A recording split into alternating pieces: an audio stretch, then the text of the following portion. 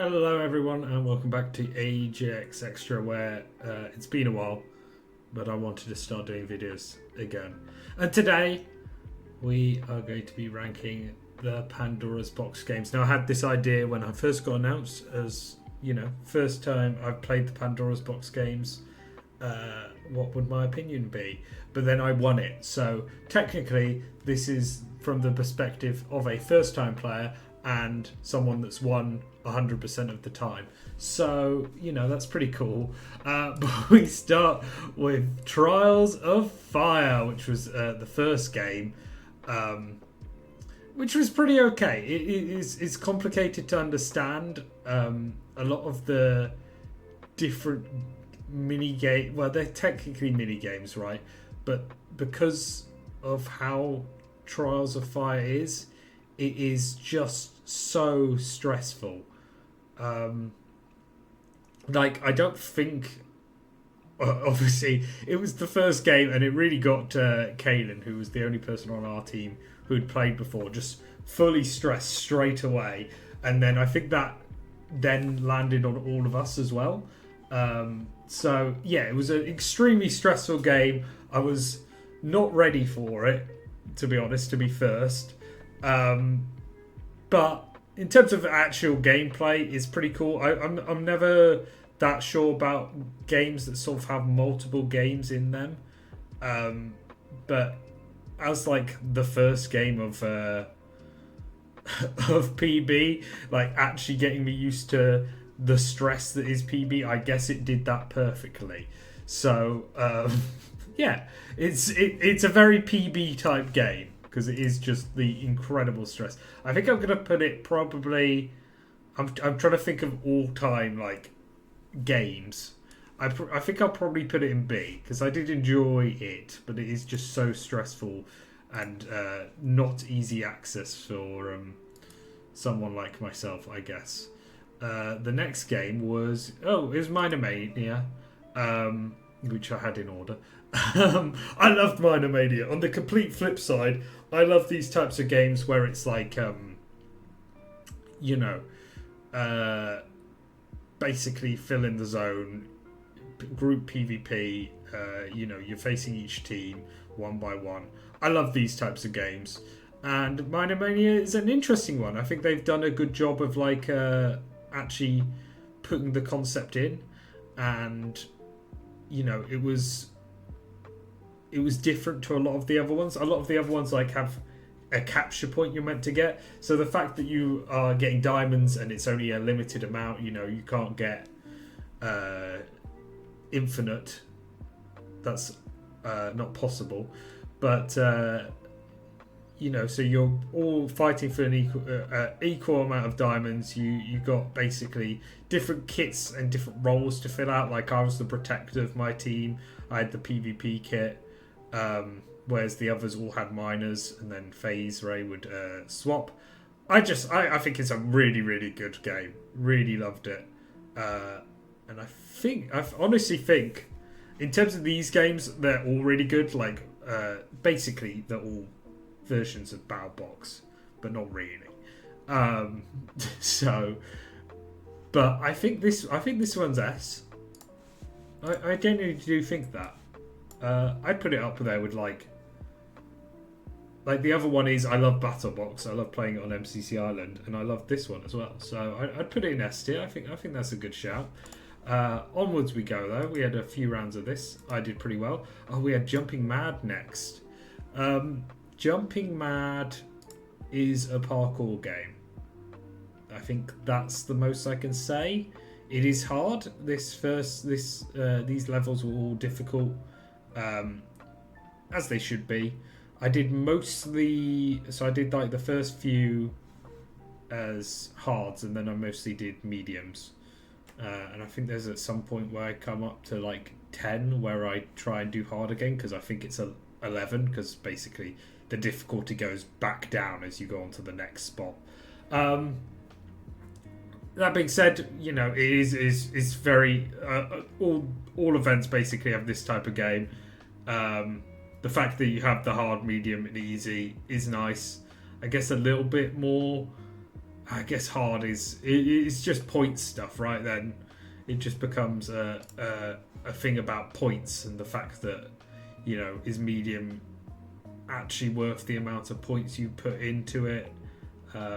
Like I got through all these pretty quickly, so yeah, I can't really talk too much about point design, but game design, it is just a parkour game. There isn't too much to it. Like there's so many events have these easy, medium, and hards, and I really do appreciate it. Like Mania back in the day had just the singular course, and that sucked. Very much like old parkour warrior. So the fact these courses have the easy, medium, and hard are pretty cool. And this might have been the first event to do it. I don't know. If they were, props. Look here, I think I'm on 11. Anyway, I'm gonna put it probably Jumping Mad 2, probably in B as well. I don't hate it. It does a job, right? But maybe because I feel bad putting Trials of Fire above it, because Trials of Fire at least has so much put into it. I'm just not a fan of multiple mini games. Whereas Jumping Mad 2, like everyone has that nowadays, and they might have been the first to do it, and in that case, fair enough. I apologise, PB. Right, Jumping Mad 2. Then we go into Hyperdrive. Hyperdrive. There's only really one other game that's like Hyperdrive, and that's the Mayhem version. As you can tell, I'm bad with names. I can't remember it. But they're both very similar. I just think it comes down to map design. And the maps are both have cool maps. I think they're both good games. I don't really have much to say about it. I really like when elytras are used in events. I guess the only thing is everyone knew the map, so it was quite difficult.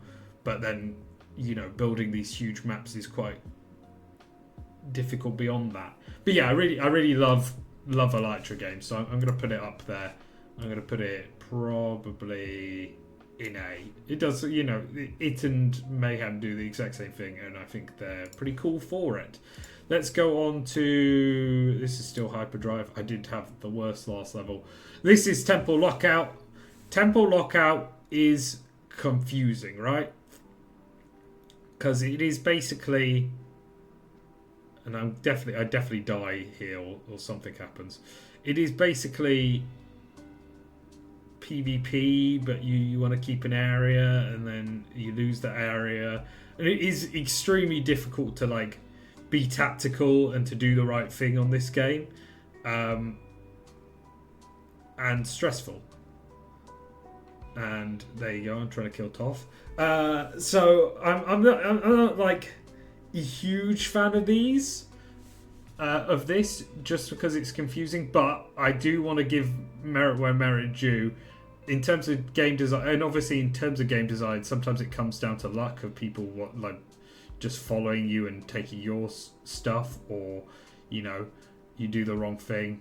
I cause much ruckus for my team here, and die. So you know, it's pretty good. I like it.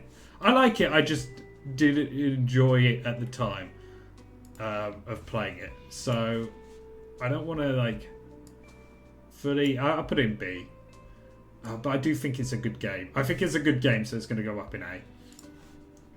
That is the decision made. There's a lot of rounds of that. Then we go to Gauntlet 2, which is lots of fun. I enjoyed Gauntlet 2. Bit stressful.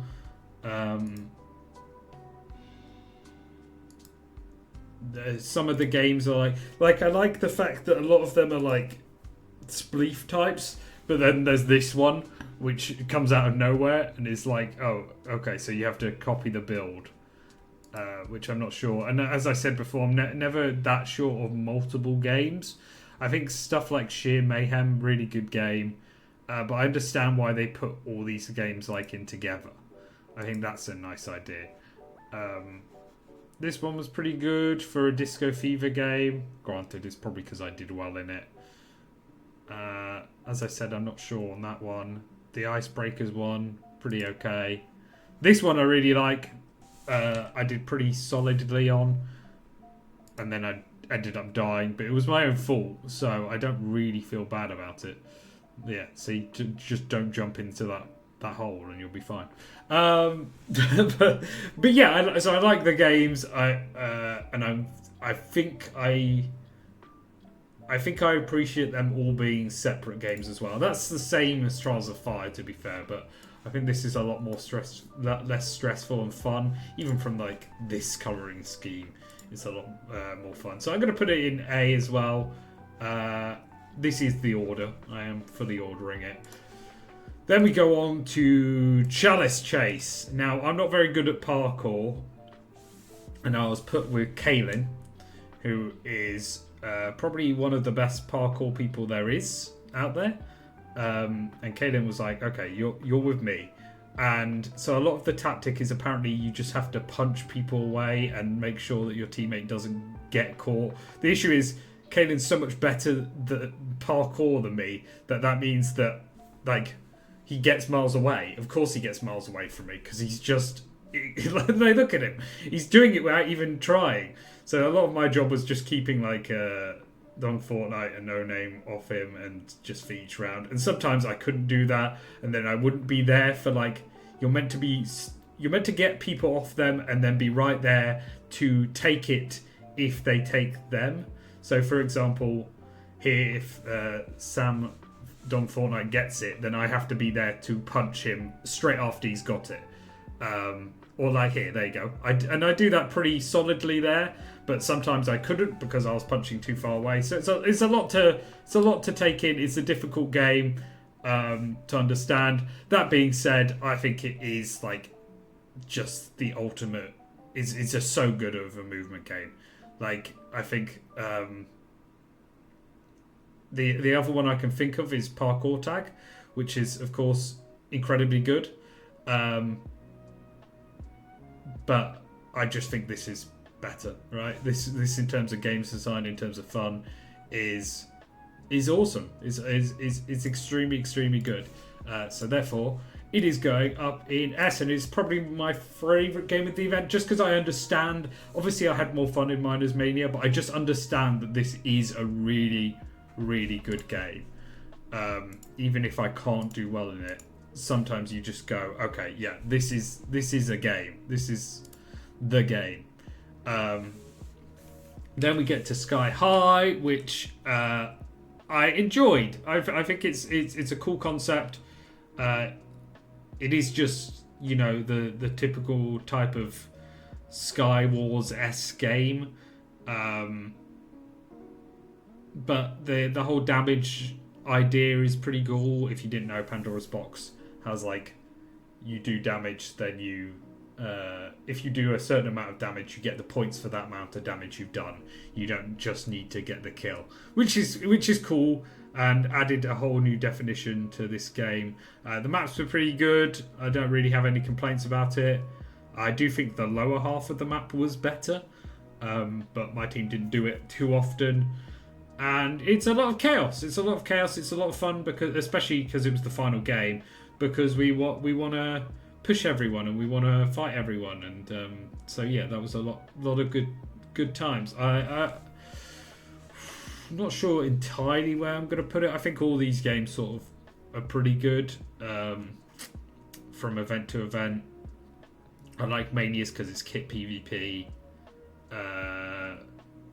But this one does the job. There's a lot of chaotic nature to it. I think as the final game, it was perfect because people could come back and overtake us.